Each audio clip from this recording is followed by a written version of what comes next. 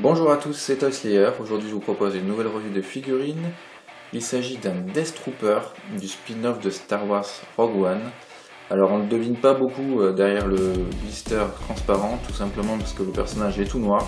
Les Death Troopers sont des personnages assez inquiétants.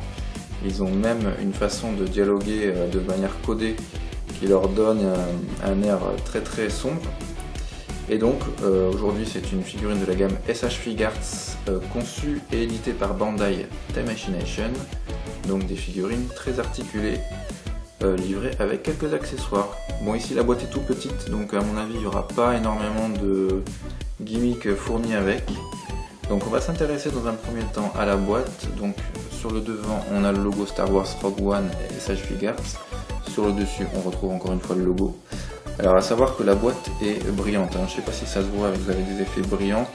Et derrière on retrouve, je vais faire un petit focus pour qu'on voit mieux, hop, un visuel du Death Trooper qui m'a l'air bien sympathique, avec sur le côté gauche quelques poses qu'on peut lui donner et les accessoires qu'on va trouver à l'intérieur de la boîte. On va s'ouvrir tout ça tout de suite pour voir en détail la figurine. Donc voici à quoi ressemble la figurine dans son blister. Donc on peut voir qu'il y a deux paires de mains qui sont rajoutées en haut, sûrement pour tenir ici en bas le pistolet blaster et son fusil. Donc pas énormément d'accessoires. On va ouvrir tout ça pour voir en détail parce que la figurine est très sombre. Alors voici ce que donne la figurine une fois qu'on l'a retirée de la boîte avec tous ses accessoires déballés. Donc déjà dans la boîte on a quelques pulls, on a un petit flyer pour la figurine d'Anakin tel qu'il est dans l'attaque des clones, et derrière une petite pub pour le site de Bandai Time Machination. On retrouve comme toujours dans les SH Figuarts une petite notice pour monter les accessoires, sachant qu'ici il n'y en a pas beaucoup donc elle n'est pas forcément très utile. Alors au niveau des accessoires on retrouve un fusil blaster avec ici un petit brush sur le dessus qui est plutôt bien fait. Ça donne un effet d'usure métallisée qui est pas mal du tout. Un pistolet blaster sur lequel vous pouvez clipser deux différentes lunettes. Alors en fait ce sont quasiment les mêmes. C'est juste qu'il y en a une qui a un picot ici. Vous voyez ici il y a un petit picot qui va vous servir à accrocher le pistolet blaster sur la ceinture du Death Trooper.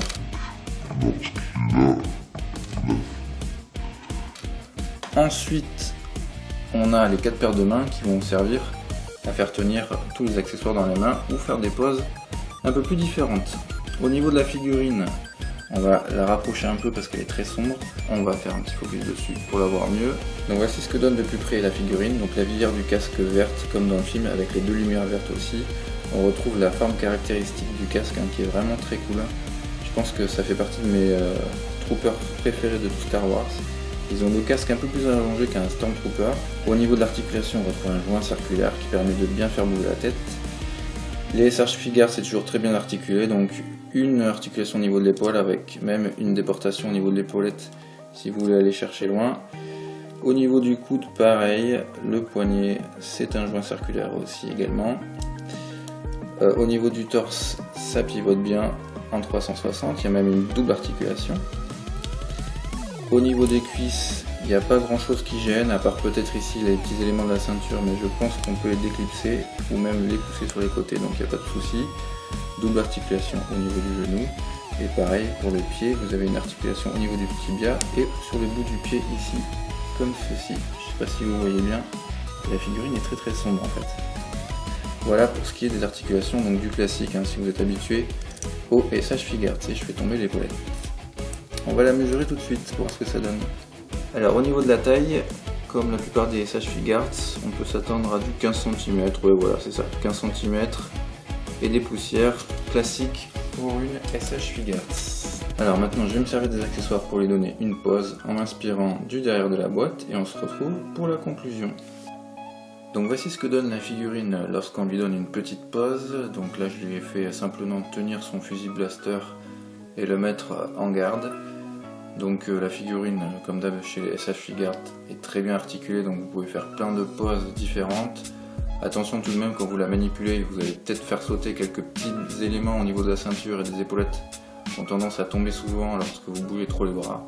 Mais bon, ça c'est un défaut malheureusement qu'on retrouve dans pas mal de figurines qui sont avec des petits accessoires clipsés un peu partout. mais en tout cas rien de bien méchant.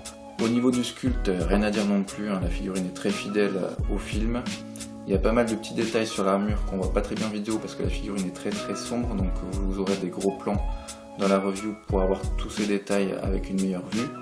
En tout cas, je suis très content de la figurine, elle est vraiment très fidèle et en plus elle coûte pas vraiment très cher, elle coûte 30-35 €, ce qui est vraiment pas cher pour une Smash Figures. Bon, faut savoir qu'il y a aussi pas beaucoup d'accessoires dedans, c'est peut-être ce qui justifie le prix un peu plus bas. En tout cas, moi je l'ai acheté sur eBay à 35 € avec les frais de port compris à un revendeur japonais. Le rapport qualité-prix est très bon, donc je vous la conseille. Voilà, cette vidéo touche à sa fin, n'hésitez pas à vous abonner à la chaîne pour ne pas louper les futures reviews qui vont arriver. Vous pouvez également me retrouver sur Twitter et depuis peu sur Instagram si vous voulez avoir des photos de ma collection de figurines. Vous avez tous les liens dans la description et je vous dis à très bientôt. Ciao!